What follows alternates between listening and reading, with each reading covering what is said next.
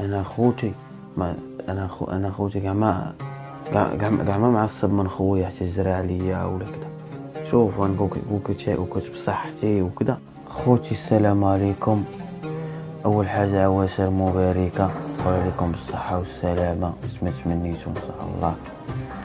خوتي نقول لكم اليوم بلي انا جالس هاد واحد الاخ من بعد ما جرى عليا خويا، جالس عنده مهلي فيا. المهم هداك الشيء اللي تنحتاج يجيبولي، وكنت انا تنمشي نخرج تنخدم مش نمشي عند خويا تيجري عليا. شوف كنت بصحتي هاني ونتقبلها نخرج كنت بصحتي هاني ونشوف خوتي يديا مريض في رجليا مريض من هنا، كنت بصحتي وكذا نخرج. عمات الوالدة هو يجري عليا، كنت بصحتي نتقبلها ماشي مشكل نخرج. وهاد نقول لكم